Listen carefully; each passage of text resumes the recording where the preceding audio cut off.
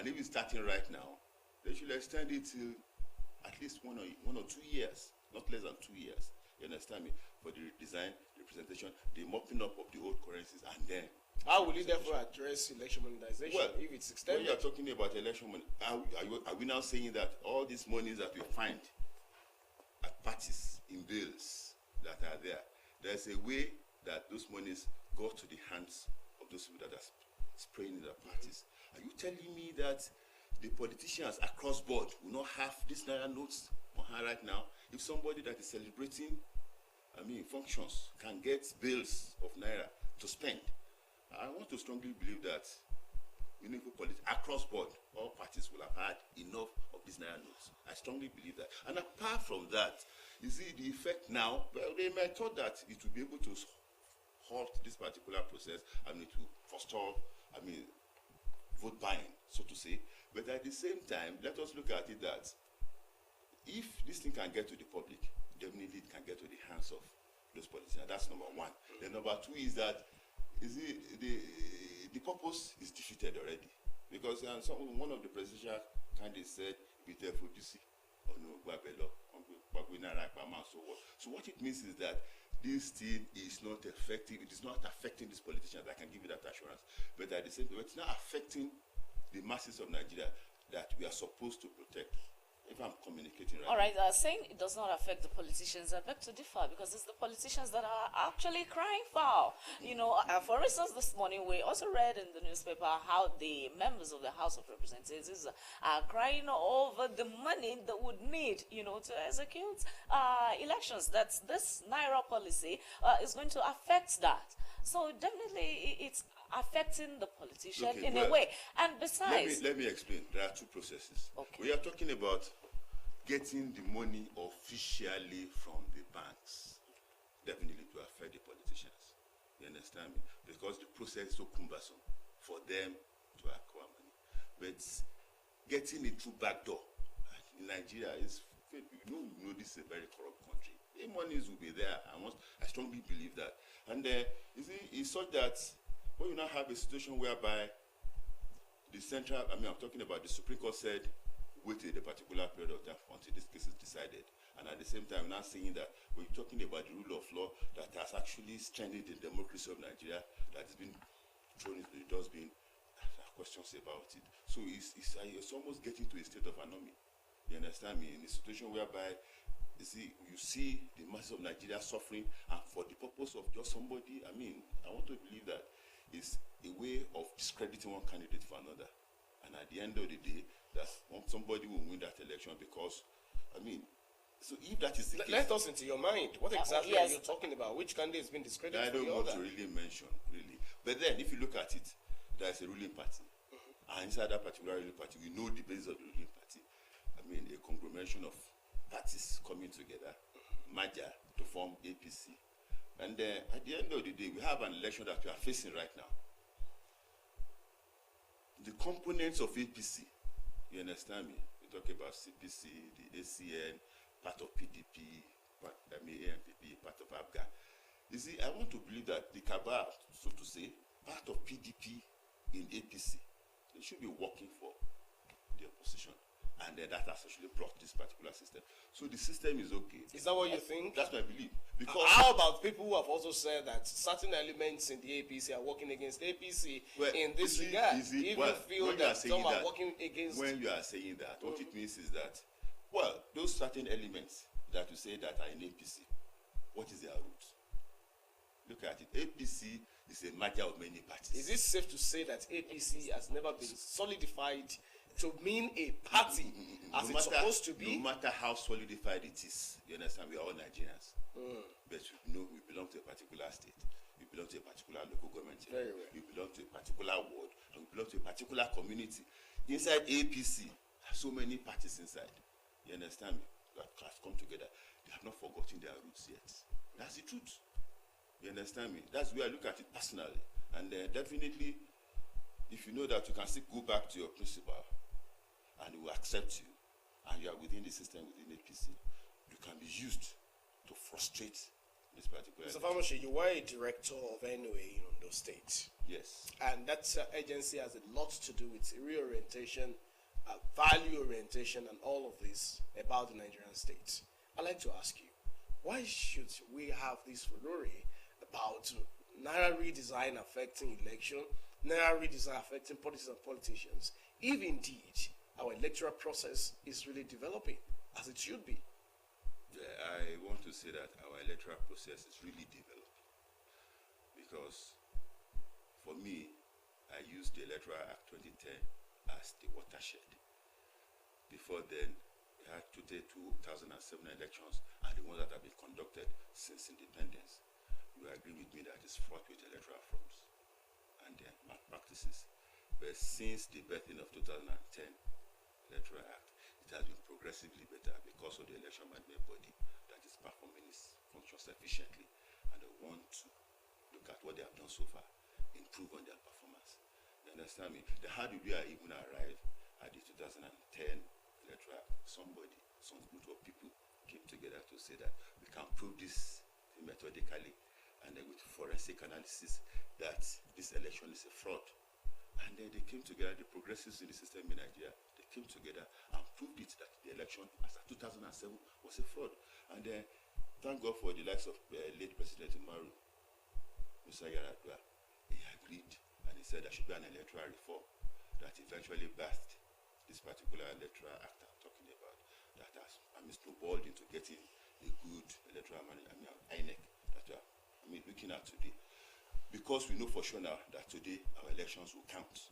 But remember that somebody, a particular group was there between 2000 and, since the creation, since the PDP has been there until the time that this merger of APC came together and they were flushed out of office.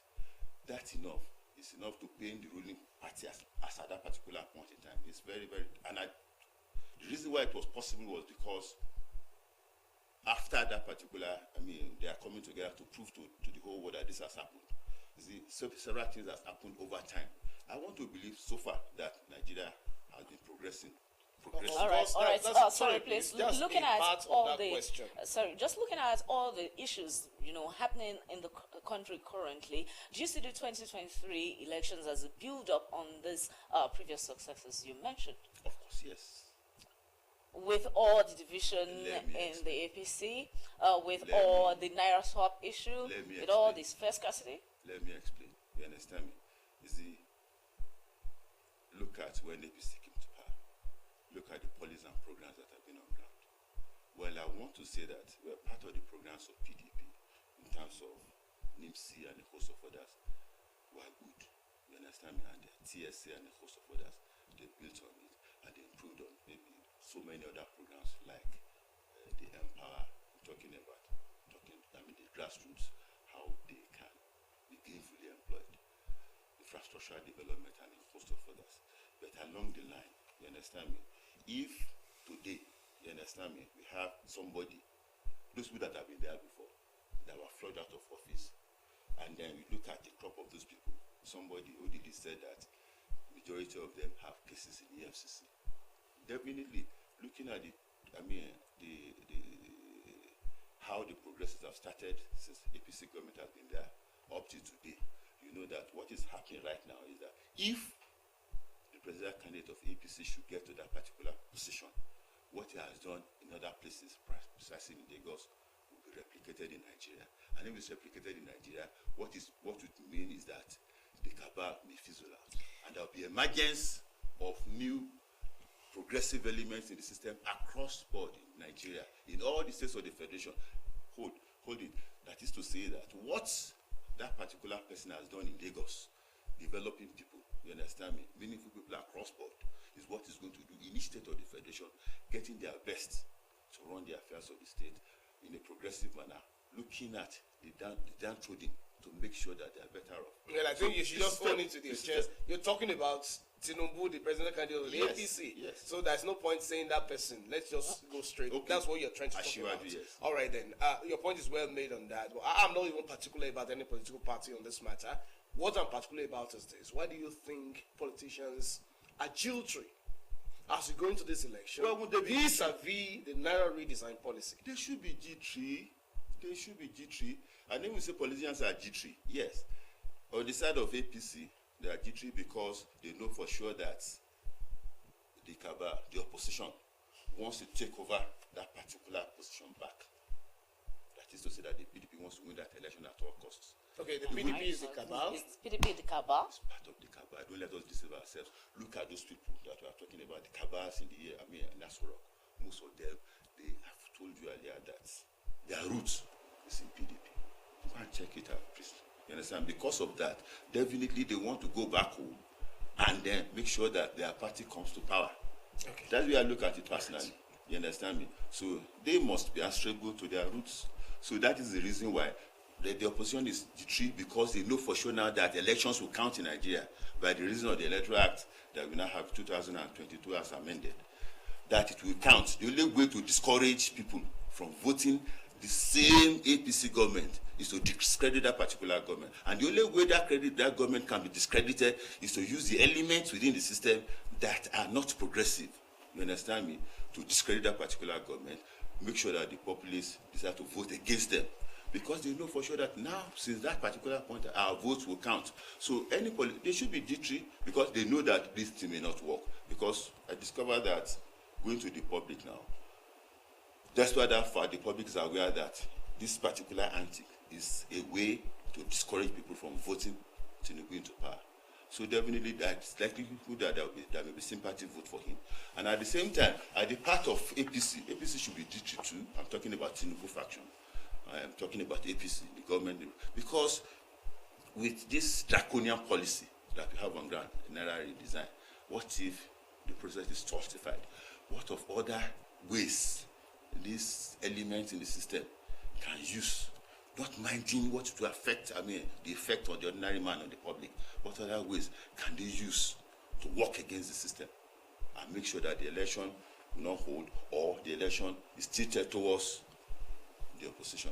You understand me? So it's like that's the picture that is being painted right now. So there must be G3. APC must be G3. PDP must be G3. PDP wants to capture power. APC wants to remain in power. You understand me? So the two, there must be G3s all over. Just a moment, Mr. Famoshi. I like to understand one thing. Why is it that it seems, and from your submissions all along, it also seems you're aligning with the views of like Gandije, as well as El Rufai of Kaduna State, that this policy was targeted at the presidential candidate of the APC. Why are you people thinking that the policy is targeted at one man and not dealing with the direct problems identified in the broadcast of the president just yesterday? Because it's the politician to beat Nigeria. It's Tinubu and others, either we like it or not. You understand me? Look at the campaigns that we have been having. It's Tinubu all over the whole place. Apart, we even discovered that the most likely person to take the second position is not going out the way Tinubu. I'm talking about Atiku. You understand me? Even Peter Obi is still going from one place to another campaigning. But they know for sure that with the assistance of Tinubu, somebody that has never lost any election before, and somebody that can, in an unprecedented manner, gather political parties together in a merger that has never happened in Nigeria, and in an opposition and flush out the sitting government, somebody that can prove to Nigerians through forensic analysis that this particular election that I've done in 2007 was a fraud that led to that particular watershed that we are talking about. Somebody that can improve the IGR of a particular state from 600 million, Lagos State, to about 10 million, 10 billion. Now, over 50 billion, the fourth largest economy in Africa. You understand me? Somebody that has been able to introduce programs and policies that has effect all over the federation. Somebody that has been able to gather people that are meaningful, the best brains in Lagos State, across Nigeria, not only Nigerians, that built up Lagos, that is ready to do that in all states of the federation. The implication is that if this man should come to power, he's going to change the narratives of Nigeria. How do you know he's ready to do that? Why shouldn't he be ready? He did it before. Then what is he going there for?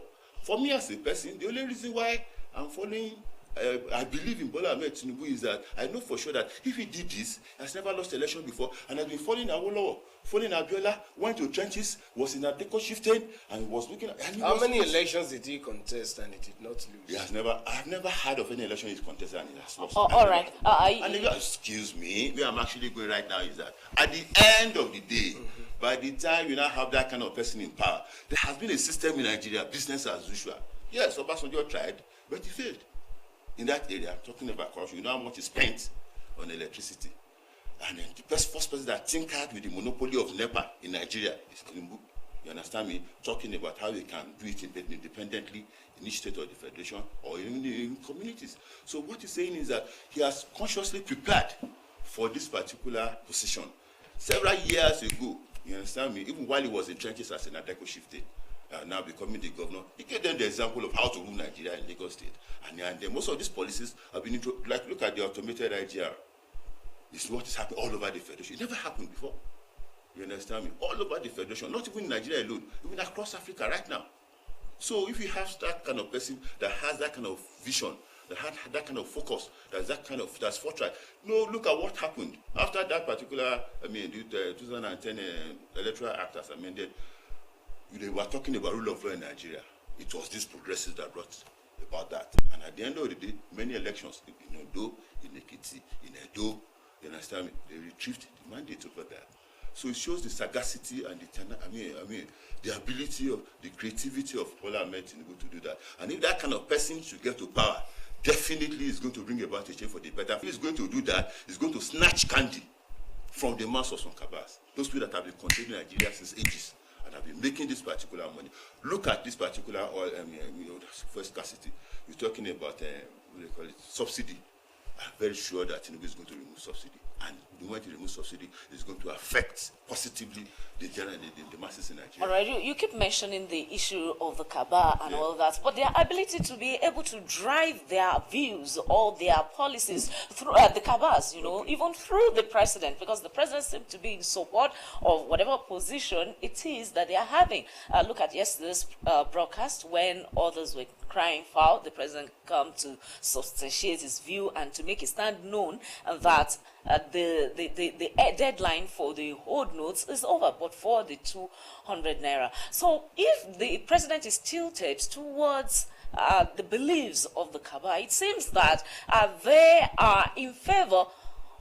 There's a kind of unison between the president's ideas, vision, and those of the Kaaba.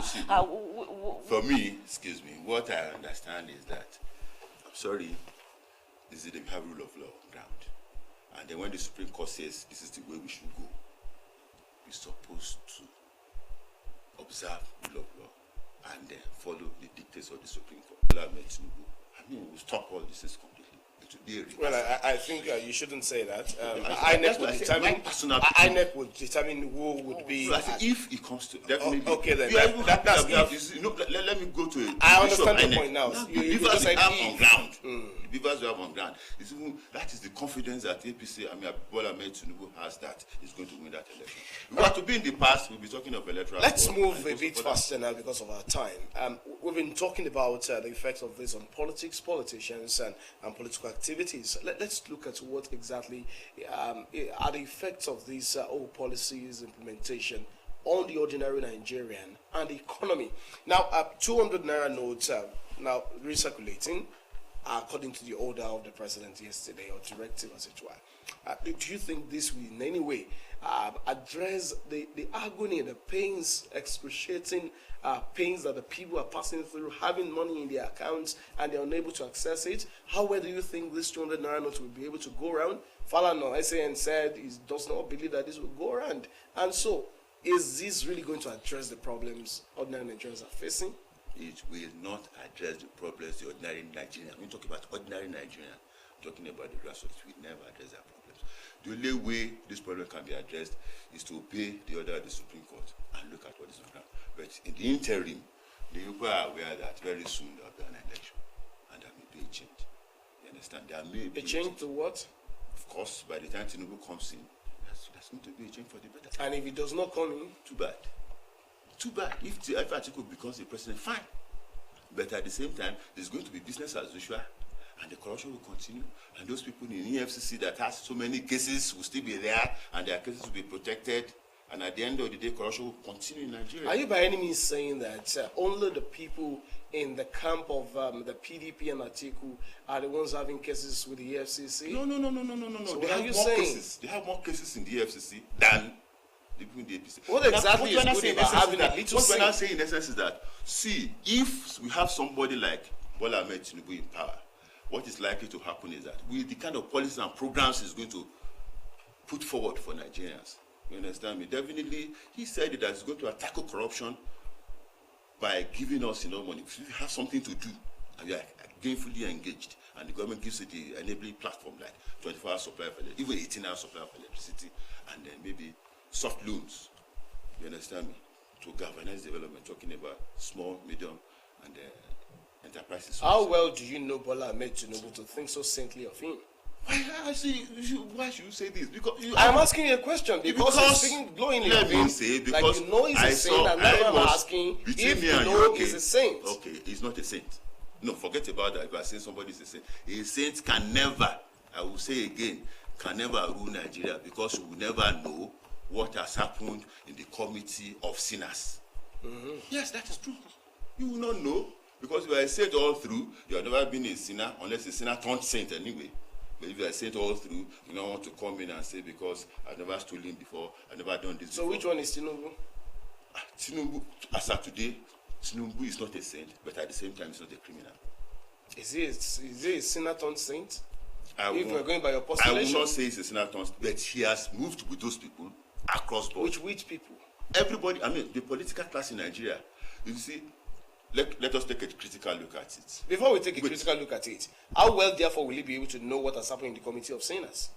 Because he has moved with them. Okay, I was trying to explain. Let me explain. You understand me? As at the time, we had Nadeco. As at the time, we had the issues with this Abiola issue, that June 12 issue, and a host of others. It's a misgrill of so many politicians, the good, the bad, and the ugly, and they were going together. Okay. So he was studying the terrain. He was with them. He worked with Awolowo, and he saw what was happening. Definitely, he knew what. Then he worked with the likes of Abiola, and he was a Third Republic senator of the Federal Republic of Nigeria, interacted with them before that republic was truncated. You understand me? So, and they went to trenches. So all these people, he has interacted with them, and he has been able to, why the automation of IGI in Lagos State? Why, see, if you look at the civil service system in Lagos State, because I happen to know about it, you understand me? The automation, he was able to send away several ghost workers. You understand me? And that was even replicated all over the federation. The policy started in Lagos. So if he could, you understand me, stop corruption in Lagos, reduce corruption to the barest minimum in the act of governance in Lagos, increase the IGR, definitely he should be able to do that in Nigeria, and then Nigeria will be the better for it. So should we expect him to fish out the rogues in Nigeria? No, not necessarily that. I don't believe that. Personally, that's my own personal opinion. The rogues themselves will die naturally, not physical death. How? Not physical death. You see, when the supply pipe is blocked, you understand me? Then they begin to be there. That is the fear the opposition has. Because by the time you now remove subsidy, all those people that are making money, it's definitely, they will go down. By the time they go down, the ordinary man will have enough money, and then the government have enough money to develop Nigeria, like Lagos has been developed. Let me put it that way. And at the end of the day, there will be the unprogressive elements in the system will suffer the brunt, and the progressives will make sure that which Tinubu represents will make that. Remember that he has never left his party all along till he gets to this particular point. So he's going to make sure that those progressives will tackle the problems of the poor. Look at Ondo State now. We are talking about in Lagos State. He was the first person to start this free trade zone issue. We talk about we are now in Lagos now have blue line raid now. That has never happened anywhere in Nigeria. So we have all those first programs that have been replicated all over the federal, states in the Federal Republic of Nigeria. Why don't we give him the opportunity to do it and see what he's going to do this time around? All governors across board, including PDP and APC, say the presidency should be zoned to the south. You understand me? And at the end of the day, it's between Peter Obi and Ashwabi in the south. Who is better from the antecedents in Understand me? I'm not saying it's a sin though. No. Far from that. But it's not a criminal.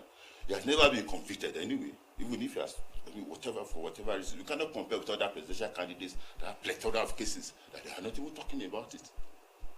So definitely, I believe that for sure that Nigeria will be the best if we involve ourselves, and if we don't, well, the system will there will be agitations. You understand me? I read the presentation of the likes of Wole Soyinka, meaningful people in the southern part of Nigeria saying that please don't tamper with this election. If there's any reason that the election is tampered with, it may cause more unrest. I think we should believe that the election will be free, fair, and credible. I think we should be optimistic about that. But before we let you go, I'm also interested in knowing your views about the iterated problem of electoral or vote commercialization that people like to call vote buying. I'm not comfortable with the word vote buying. I keep saying that every point in time. If there's no seller, there won't be a buyer. If there's no buyer, there won't be a seller. So, how do you think we can deal with this iterated problem? I don't want you to speak as an APC apologist now, but as someone who believes in the Nigerian project. It will take a long time. I'm sorry. Because Babangida introduced the delegate system since the military days. He started settling those delegates in the days of SDP, PDP, SDP, and the NRC. And then the delegate system that were being sponsored. Before then, politicians come together, contribute money to support their candidates and take their candidate to power. But with the introduction of that system, the culture of settlement is rife in Nigeria. But after a while, you understand, you have good government that is effective. Definitely vote by obedience in the past. Remember that in the past it was thuggery, it was ballot snatching, ballot stuffing, you understand me, and all over the whole place, electoral malpractices. In the past, by now, if you find the likes of all those talks all over the whole place, people will not be able to go out. That one has become old-fashioned. You understand? Presently, the greatest challenge we are facing now is vote buying. There's nothing to, if we can have a government, you understand me, a set of people in government that can go to the extent of making the ordinary man to suffer like this because of one reason or the other, because they want to capture power. And we want to say that it will continue until when we have a good government, and the impact of that good governance, you understand me, will let vote by fizzle. It's not going to. Is electronic voting the way out? You understand? Of course, yes. At the end of the day, because we are talking about beavers now. We are talking about census. You understand me? So somebody that can have a credible data, which he did in Lagos, because when you look at the 2006, yeah, I have to refer to it because I saw what happened over there. You see, the last time I got to, the first time I went to Lekki, I saw that particular, this toll gate. I felt I was in UK. You understand? Because can we have this kind of place in Nigeria? I was so happy. So Nigeria can be better. Somebody found we have to let you go at this point. Then we can have it elsewhere. Thank you so much for sharing your thoughts with us on the program. We pray that Nigeria will indeed be better and better by the day. Thank you very much for coming. Thank you very much. All right, everyone, this is where we say thank you to you for being part of the program this morning. From my colleague. Yes, it's been nice hanging out with you, and we hope that everyone there would do what is right, because we all know what is right. Well, elections are around the corner. We will not stop reminding you that you must not sell your future for a morsel of bread. Know that your future depends on your voting pattern, and make sure you vote your conscience, not a morsel of bread. Please do the right thing as elections come. I am Sunday Kolawole. Please enjoy the rest of the day.